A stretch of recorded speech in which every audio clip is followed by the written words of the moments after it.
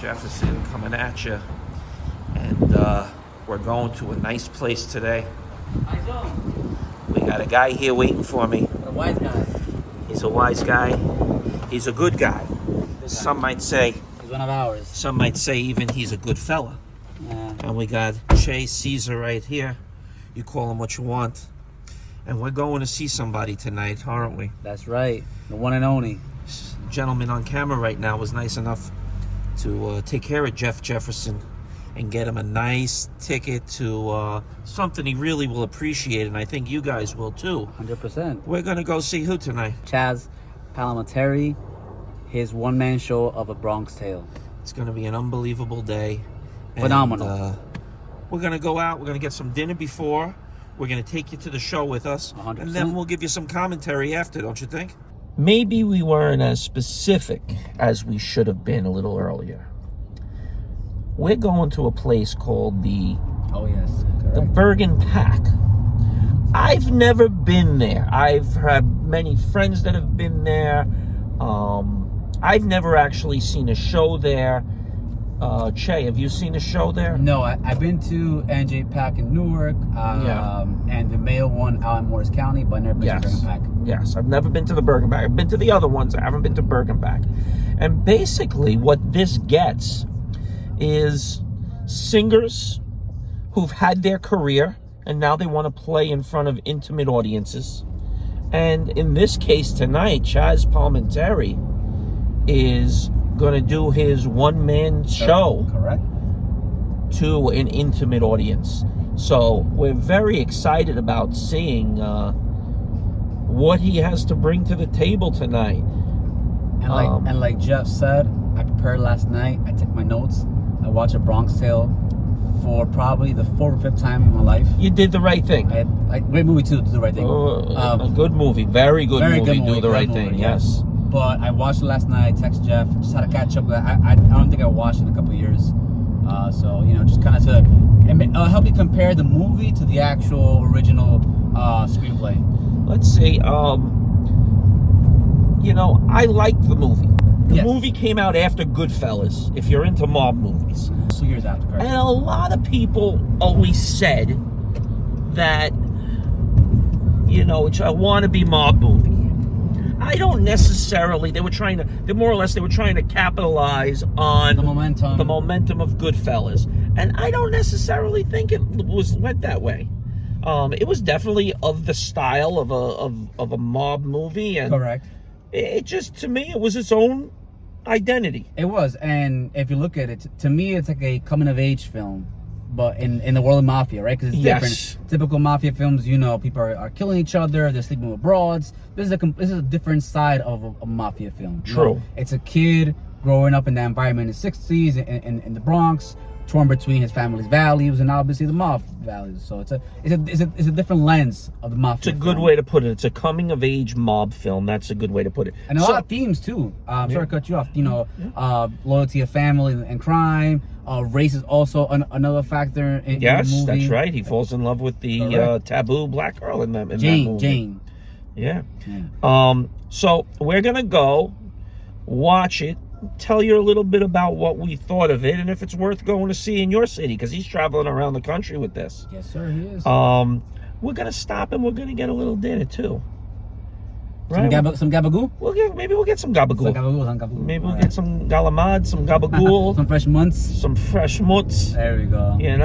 All right, so we'll take you over to the restaurant first, show you what we're gonna eat, and then we're gonna go into the show, the Bergen Pack. Forget about it. So here we are, we're in red, white, and pasta. We got a nice sangria here, Italian style. We got some meatballs, some fresh bread. Everything's looking good. We got some galamad coming on the way, right? We're gonna break some bread right now. Yeah, absolutely. All I could say is everything looks great. We're gonna give you a review when we get back to the car on the walk over. But so far, so good. I'm excited about this shrimp franchise here. Lemon, butter, wine, sauce. The shrimp is a little lightly breaded. It's great. And over here we have the lobster, the lobster ravioli in a pink sauce.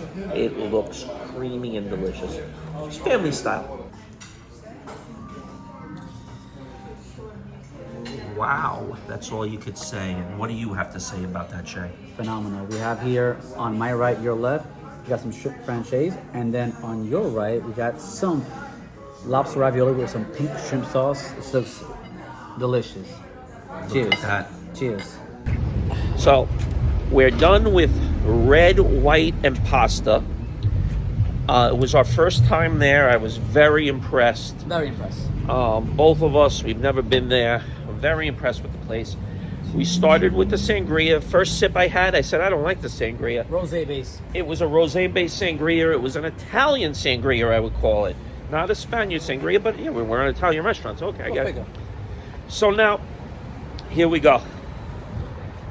Appetizers. We had the fried calamari And the ground meatballs. and grandma's meatballs. Both were excellent. He didn't like the sauce on the grandma's meatballs. A little too saucy for me, but it was good. He was saying it was too heavy. Yes. I liked the sauce. I thought it was very good. Next, we move on to the entrees. What do we have? Tell them. We had the lobster ravioli and some pink sauce. And then we had some shrimp, and correct me if I'm wrong, shrimp francesa. Shrimp franchise, yeah. Lemon and butter sauce. It was unbelievable. Both were unbelievable. 100%. So, all in all, myself, I think me and Jeff agree. I give it an 8.5 out of 10. couldn't agree more. Great atmosphere, great price. They got Groupon, so make sure you check that out too. They got a Groupon. We saved $40. Great price. There was one thing that bothered me. You know what Service? it was? No, not the service. Oh. You had a schmuck in the back of the restaurant. Yes, correct. And let me tell you. Filet mignon, right? Yes. Or a filet mignon in a Italian restaurant, and on top of that, you got ketchup. You order ketchup. This schmuck goes to an Italian restaurant, orders filet mignon, which isn't a cardinal sin, but it's a sin. Yes. Okay, you get chicken parm, get chicken. Not the first option. Okay. And then douses his filet mignon with ketchup. Might as well order a cheeseburger. Might as well have ordered a cheeseburger. All right, we're going in to see Chazz Palminteri now, so we'll see you soon. We'll let you know what we think of it. All right, so we're out of the show. We walked over from dinner. About 3 blocks. 3 blocks from where we were. Went into the theater. Chey was nice enough to get us an electric lemonade. We had 2 electric lemonades. 15 minutes there, show comes on. Chazz is a star. First 15 minutes, somebody in the audience yells something out. Oh, yes, correct. And he looked at the audience and said, "Throw him in a bathroom." And the place went wild. You had some jerk in the audience wanted to scream and be a part of the show. And he threw him in the bathroom, and that was it. That's the last you heard of the guy. But anyway, the show was basically a Bronx Tale, the movie, but a one-man version of it. About an hour and 25 minutes of his life growing up on 189th and Belmont Avenue. For me, and I don't know if this is different for you, but for me, after the show was over, he came out and spoke to the audience for about 5 minutes. He's a real character. And this was the best part of the night for me. He started talking about the card that his father gave him that said, "Don't waste your talent." He was talking to us like a person. He told us about all the people that offered him money for his script, for his show. $250,000. $250,000, $500,000, $1 million. And then tell him what happens the one night. And then he denied all of them, by the way. He didn't sell his script for $250,000, $500,000, or $1 million. And then one night he's performing, I'm assuming somewhere in New York City, because that makes sense. He finishes the show. His stage manager says, "Hey, Robert De Niro's in the back, looking for you." So whatever. So I guess Chazz goes to the back, whatever, refreshes himself. He finds Robert De Niro in his locker room, whatever dressing room, and he said, "Hey, that's a phenomenal show. And he says, listen, on a gentleman handshake, you can look it up, a gentleman handshake. Yeah. He goes, listen, I want to direct the film, I want to play the father. And it's only fair if you play Sonny. Yeah. And then the rest is history. That was it. And on the handshake, A gentleman handshake. De Niro says, I want to play your father in the movie. You play the gangster. And the rest is history. The rest was history. They didn't talk money. They didn't talk anything. But De Niro said he's giving him what he wants. Exactly. And that was it.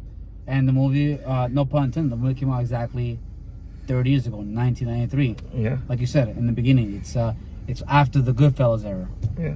So we hope you enjoyed our little trip to Englewood tonight. It wasn't a Bronx Tale, right? What was it? It was an Englewood Tale. It was an Englewood Tale. Hey, forget about it. So we'll see you guys soon. Thanks for hanging out with Jefferson and Chey. Don't forget the 3 fingers. Yeah, and 3 fingers. That's right. That's right.